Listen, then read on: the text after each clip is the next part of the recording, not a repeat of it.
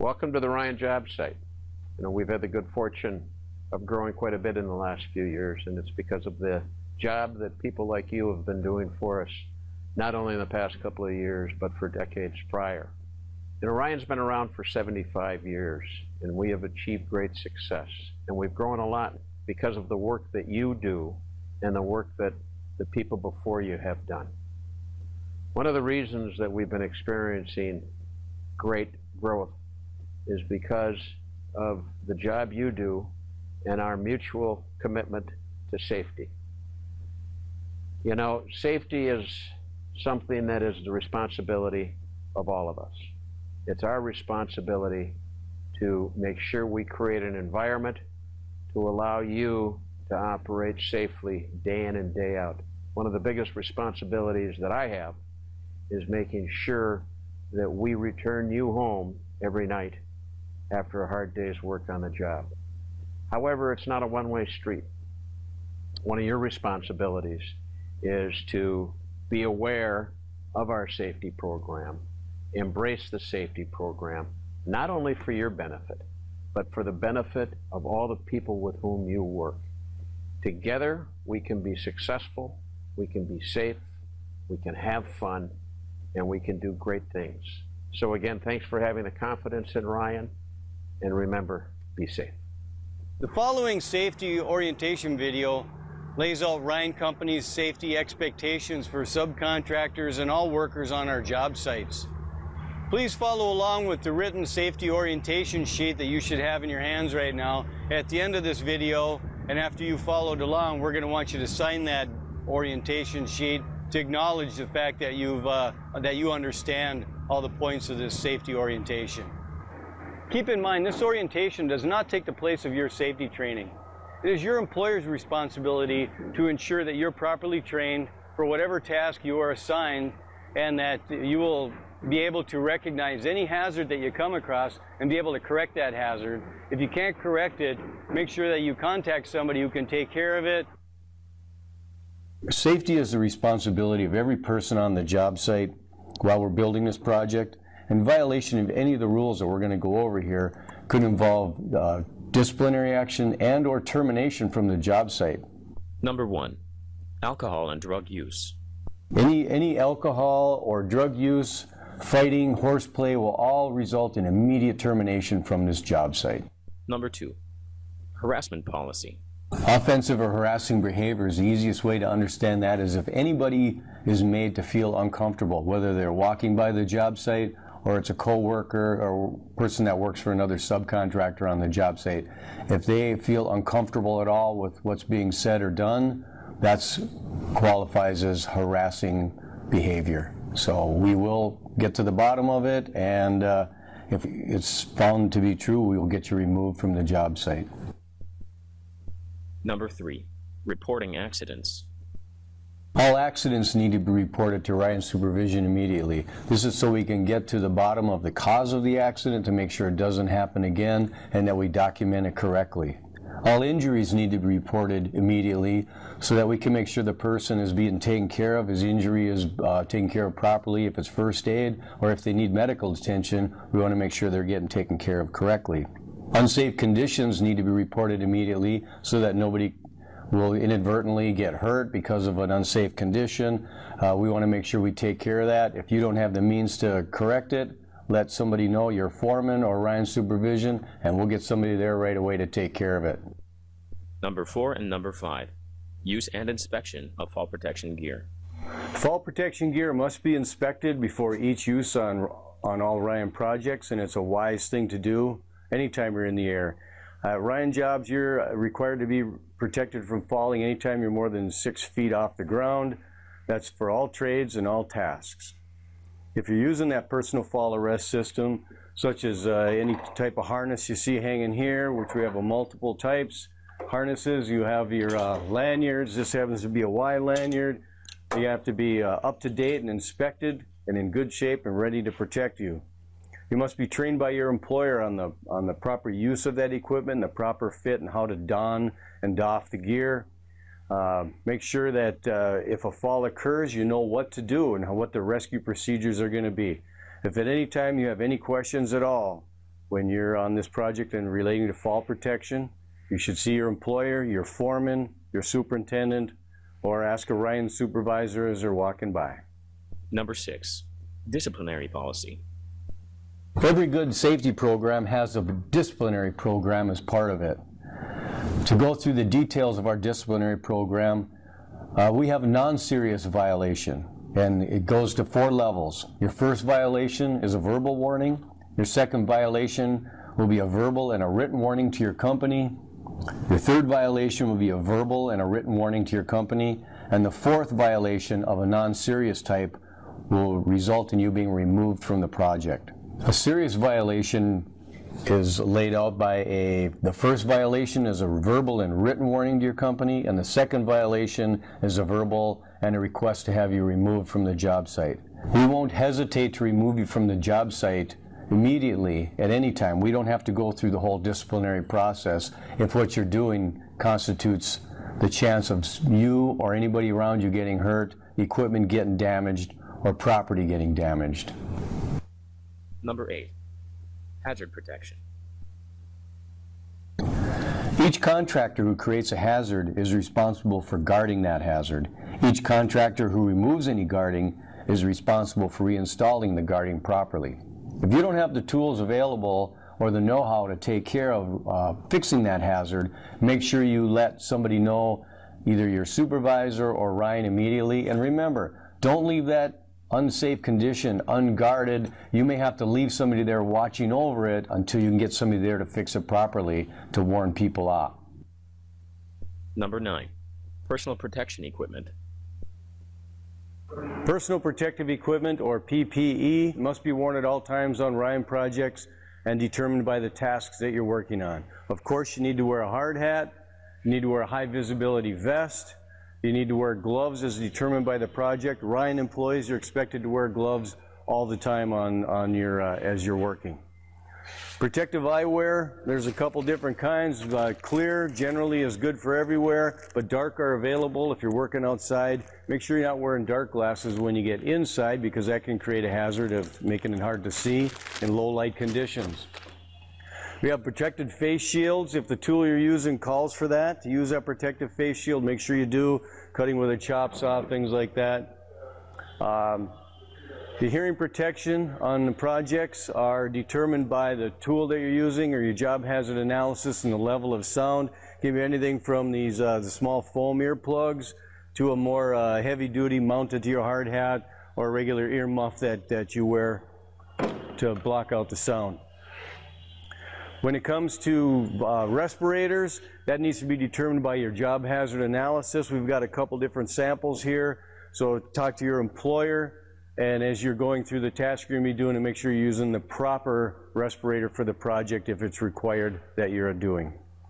Make sure you talk to at any time if you need new replacement PPE, if it's scratched or gets damaged or you lose it, your foreman will supply that to you. If you have any issues, talk to the Ryan supervision on the project. Number 10, work attire. All employees must dress properly while working. Minimum attire includes long pants, shirt, and work boots that provide sturdy support of the ankle. Loose clothing and jewelry are prohibited. They can get caught in machinery and cause an unsafe condition. Headphones and earbuds that are used to listen to music can be a distraction on the job site. Their use needs to be assessed to see whether it might create a hazard by you not being able to hear of a warning, for example, if an unsafe act happens around you. Number 11, good housekeeping. Each employee, as well as each contractor, is responsible to practice good housekeeping, and that's picking up all types of debris on the ground, from threaded rod ends, the conduit ends, to steel studs, any type of debris that can be accumulated in stairways, walkways, and also throughout the job site. Those are the tripping hazards that are leading cause of injuries on job sites. Number 12, scaffolding. All scaffolds must be secured when in use and tied to the structure as determined by the contractor's competent person. Prior to the work shift, a competent person must inspect the contractor's scaffold. Number 13, ladder use. I'd like to talk a little bit about the proper use of ladders on job sites. They're a very important tool. We use them on a regular basis on all construction sites. You need to pick the right ladder for the job that you're going to be performing, making sure it's the right length, anywhere from a 4-footers to 8s, 10s, extension ladders, whatever you need for your project and that you know that it's set up correctly. We have specialty ladders on job sites. I have a couple of examples here. A rolling extension or specialty ladder that's on wheels for easy carrying around the job. It grounds itself when you put your weight on it so that it's safe to use. This particular ladder, 2 workers can work from each side and work up at this level because that's the way it's designed. The other type of ladder is these locking type adjustable ladders with multiple positions that they're properly locked, but it's a very special tool. You need to know what you're doing when you're going to use one for your task. You need to obey all the manufacturer's signage on these ladders. As you can see, all these ladders have stickers all over the sides. They tell you what you can and can't do. You definitely can't use this top step, the top rung, or the very top of the ladder to support you to put any of your feet on those ladders. You need to pick the right ladder for the job. If you have any questions about ladders, make sure that you should talk to your foreman or a Ryan superintendent, and they can sure help you out. Number 14, welding. Whenever welding or cutting or burning operations are taking place, an approved fire extinguisher must be present. Whenever welding, cutting, or burning operations with fire-causing sparks takes place at elevated heights, each contractor is responsible to have a ground spotter. Torch heads shall be removed at shift's end. Hot work permits may be required on your site. See the superintendent for the specific requirements of the hot work permits. Number 15, combustible material. Oxygen shall be stored a minimum of 20 feet away or separated by a 1-hour fire barrier from gasoline, acetylene, propane, or any other combustible liquid. Compressed gas must be secured and stored in an approved container. An approved fire extinguisher shall be no closer than 25 feet away from any storage areas. With acetylene and oxygen tanks, they need to be secured with their caps on and secured with sometimes that means a chain, a piece of wire, rope, something that's effective that will sustain the strength of the weight of the tank itself. Number 16, ground fault circuit interrupters and extension cords.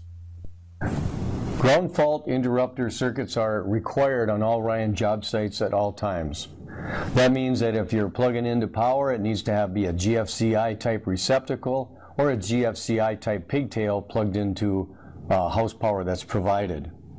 All extension cords and power tools must be properly grounded or they will be removed from the job site. Check your cords for damage. Extension cord care and use. You know, we've gone over a little bit about all the different kind of damages that can happen to a cord, what to look at when you're using the cord, when you're inspecting it. One of the things that can be real important is getting a cord up off the ground where it can get damaged. This, for example, is a cord that came back from a job, and you can see that it's all worn and frayed and torn here before it had been run over. This one's been removed from service, red tag. They cut the male end off of it. That one goes in the scrap heap. A cord like that, brand new, like this, is close to $100 if you have to go to a store and buy it. So we want to make sure and take care of the cord. Besides saving the cost of a damaged cord, we're also taking care of a hazard by having live electrical parts on the ground if they're damaged. And one of the things we like to do is we utilize these little brackets that we made. They got some steel inside of them so it holds them, and we, for example, I just put them on these brackets. They're hanging here. We can get this cord up off the ground, keep it from being damaged. Very flexible and cheap and easy way to do it, and get it away from the traveled routes where the cord could get damaged by either equipment or foot traffic. So take care of your cords, very important. Number 17, compliance with OSHA. We are required to follow all OSHA requirements in which jurisdiction that we might be working in, from different areas where we have state plan states to federally controlled states by OSHA. We abide by their standards, or we meet or we exceed those standards in those areas. Safety data sheets will replace material safety data sheets on job sites. There'll be 16 categories that will make up these sheets. They will be all uniform throughout. Each company, chemical company, will have to provide information in each of these 16 categories. In addition to, there'll be 9 pictograms that will show the different hazards associated with that chemical. And we'll be providing those 9 pictograms you'll see posted on each of our job sites. In addition to, you'll receive additional training as needed for the specific chemicals that you may be exposed to while working. Number 18, Ryan All Job Safety Meetings. Attendance to the Ryan All Job Safety Meetings are mandatory on every Ryan job site. They will be held on a day and time to be determined by the superintendent at the beginning of each project. Number 19, Earth Moving Operations. Employees exposed to and involved in earth-moving operations shall be trained in a safe approach to equipment and wear high visibility vests. This training will be accomplished by their employer before they commence any work with this type of equipment. Number 20, OSHA 10 trained personnel. At least one person on the job site for each subcontractor must be OSHA trained. That person has to be a supervisor and be the competent person who has the authority to take corrective action and has the authority to correct the hazard and to remove employees from an unsafe condition. So that's going to be a supervisor, a foreman, a lead person who is deemed by the employer.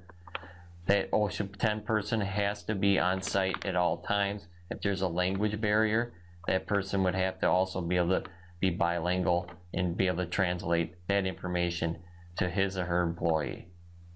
Number 21, graffiti. Graffiti of any kind will not be tolerated on the job site.